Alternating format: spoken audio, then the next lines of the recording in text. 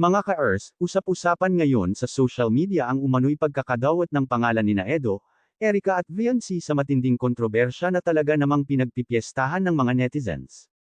Pero bago ang lahat, malinaw natin sasabihin na ang reaksyon na ito ay base lamang sa mga komento, opinyon, at obserbasyon ng ilang netizens online. Wala tayong intensyon man-ira o manghusga ng kahit sino. Kaya naman mga ka-Ers, panuurin niyo ito ng bukas ang isip dahil sari-saring emosyon at revelasyon ang lumulutang ngayon sa social media. Maraming supporters ang tila nasaktan at nadismaya matapos muling mabuhay ang usapin tungkol sa di umano'y paggamit lamang kay Edo para sa pansariling interes. Noon daw kasi, matinding kinilig ang publiko sa tambalang Edo at Erica o mas kilala bilang, Edrica. Maraming naniwala na totoo ang samahan, maraming supporters ang gumastos, nagbigay ng regalo, suporta, at walang sawang nagtanggol sa kanilang tandem. Ngunit ayon sa mga netizens, bigla na lang daw itong nasira matapos umanong makialam ang ate ni Erica na sinasabing naging dahilan ng pagkakawatak-watak ng grupo at pagkasira ng tambalan. Mas lalong uminit ang usapan ng may mga netizens na nagsabing maraming pera raw ang nawala noon at nagkaroon ng malaking hidwaan sa likod ng kamera. Ayon pa sa ilang komento, matapos mabuwag ang tambalan ay bigla na lang umanong tumahimik ang iba habang ang Team Kalinggap naman ang nasisi at siniraan. Dito na raw nagsimulang magduda ang ilang supporters kung totoo ba talaga ang ipinakitang pagmamahalan noon o baka scripted lang lahat para makakuha ng views, sponsors, at awa ng publiko. Sabi pa ng ibang netizens, tila ginamit lang daw si Edo dahil mabait ito at madaling maawa lalo na sa mga taong nangangailangan. Kaya naman ngayon, muling binabalikan ng publiko ang nakaraan dahil halos pareho raw ang nangyayari sa isyu nina Edo at Viancy o mas kilala bilang, EDC. Ayon sa mga nagkokomento online, noong una raw ay sobrang saya at kilig ng lahat dahil kitang-kita umano kung paano tinulungan ni Edo si Viancy. Mula raw sa simpleng pamumuhay bilang isang labandera na nakatira sa tabing dagat ay unti-unting nagbago ang buhay nito dahil sa suporta ng Team Kalinggap at ng mga sponsors. Marami ang natuwa dahil akala nila ay isa itong inspiring story ng pag-ahon sa hirap. Pero ngayon, tila kabaliktaran ang tingin ng ibang netizens matapos sumabog ang isyu ng pagpapatawag umano kay Kuya Val sa Tulfo. Para sa ilang supporters, napakasakit daw makita na ang mga taong tumulong at nagbigay ng oportunidad ay siya pang napasama at nasangkot sa kontrobersya. May mga nagsasabi pa nga na kaya raw pinabubura ang mga videos ay para mawala ang mga ebidensya kung paano nagsimula ang lahat at kung paano tinulungan si Viancy noon. Ito ngayon ang isa sa pinakamainit na pinagdedebatehan online. Totoo nga bang may mga taong gusto nang burahin ang nakaraan? O baka naman gusto lang nilang magsimula muli ng tahimik? Ngunit para sa ilang netizens, iba raw ang dating nito. Ang tanong nila, bakit kailangang mawala ang mga videos kung wala namang itinatago? Dito lalo nag-init ang komento ng publiko at marami ang nagsabing tila may mga bagay na gustong pagtakpan. Habang tumatagal ay mas lalong lumalalim ang hidwaan sa pagitan ng magkabilang kampo.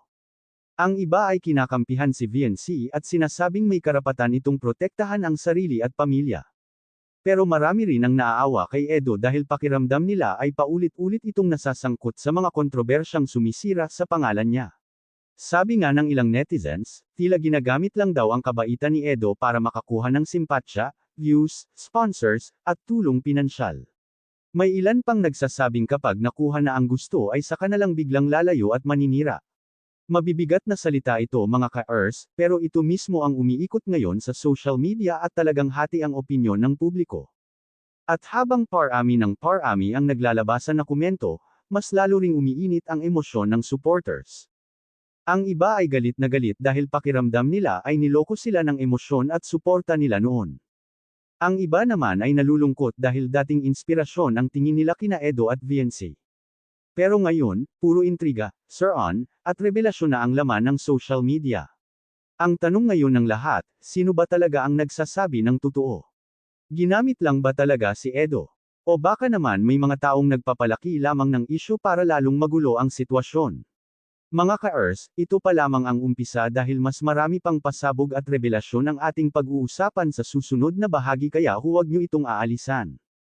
Mga ka-Ers, habang patuloy na pinag-uusapan online ang kontrobersya sa pagitan nina Edo at Viancy o mas kilala bilang EDC, mas lalo namang nadagdagan ang tensyon matapos muling madawit ang pangalan ni Erica sa usapan kahit ayon sa ilang netizens ay wala naman daw siyang direktang kinalaman sa bagong issue. Pero dahil sa mga cryptic posts, parinig, at mga komento na umiikot sa social media, marami ang nagsimulang magtanong, bakit tila nakikisawsaw na naman daw si Erica sa isyu ng dating tambalan ni Edo? Dito na lalong nag-init ang opinyon ng publiko dahil para sa iba, tila bumabalik na naman ang lumang sugat na pilit ng kinakalimutan ng supporters.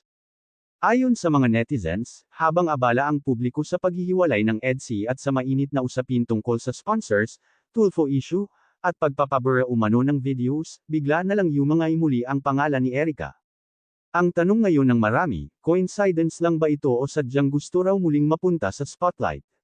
May mga nagsasabing baka hindi raw matanggap ni Erica na muli na namang nasa sentro ng usapan si Edo kaya tila sumisingit na naman ang kanyang pangalan sa issue. Ngunit syempre mga ka-ers, mga opinyon lamang ito ng ilang netizens at wala tayong direktang ebidensya para kumpirmahin ang mga haka-hakang ito.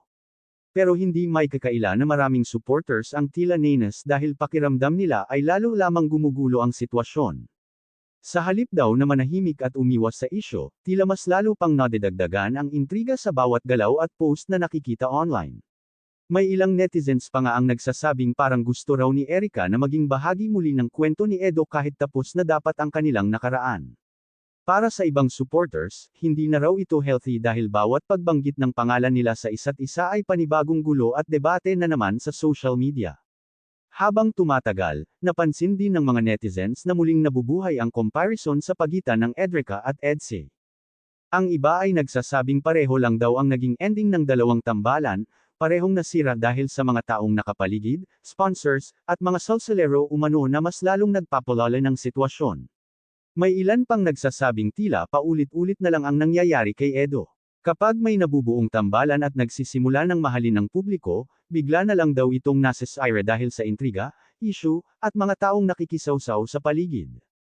At dahil dito, lalong nahati ang opinyon ng netizens. May kampo na nagsasabing may karapatan si Erica magsalita kung gusto niya dahil naging bahagi rin siya ng buhay ni Edo noon.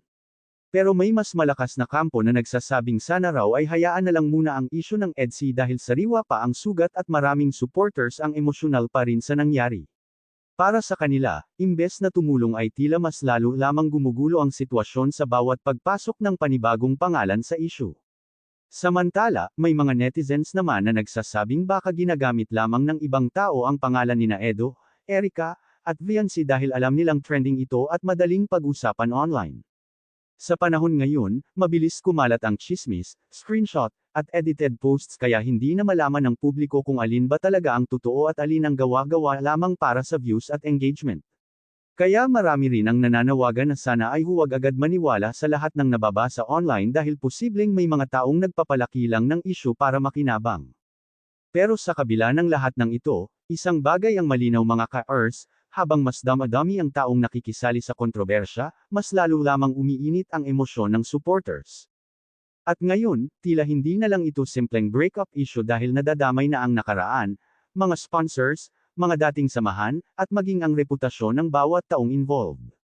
Kaya naman ang tanong ngayon ng publiko, sino pa ba ang susunod na masasangkot sa lumalaking kontrobersyang ito?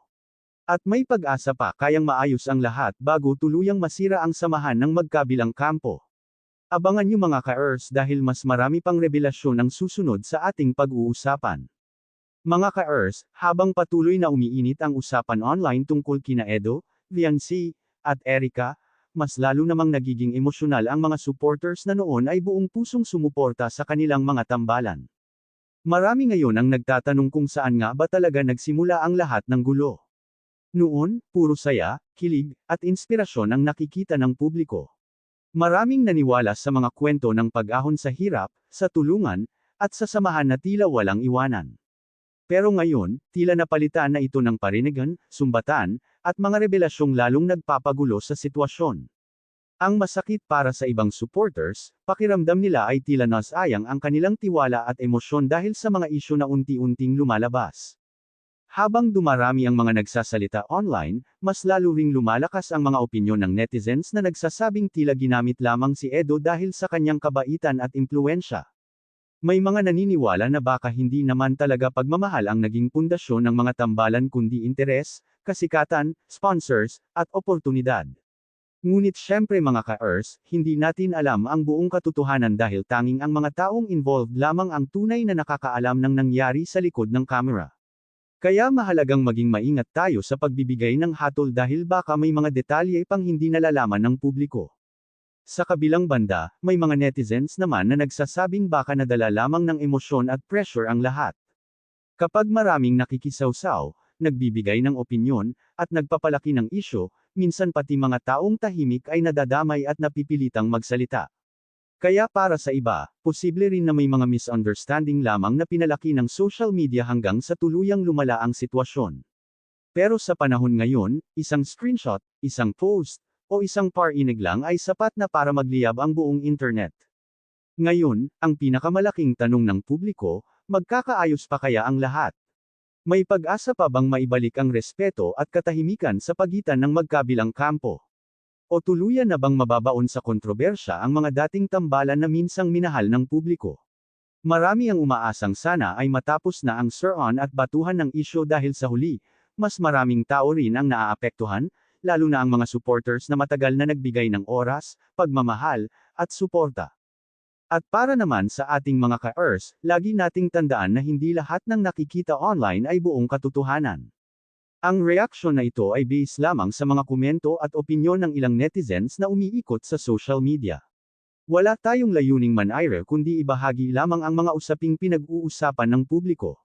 Kaya bago tayo maniwala o magbigay ng matinding salita laban sa kahit sino, mas mabuti pa ring hintayin natin ang buong katotohanan at pakinggan ang magkabilang panig.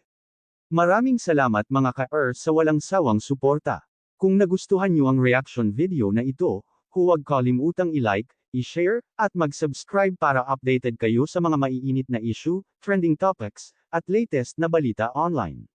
I-comment nyo na rin sa baba ang inyong opinyon, ginamit lang ba talaga si Edo o may mas malalim pang dahilan sa likod ng lahat ng ito? Hanggang sa susunod nating kwentuhan mga ka-Earths, ingat palagi at God bless sa inyong lahat.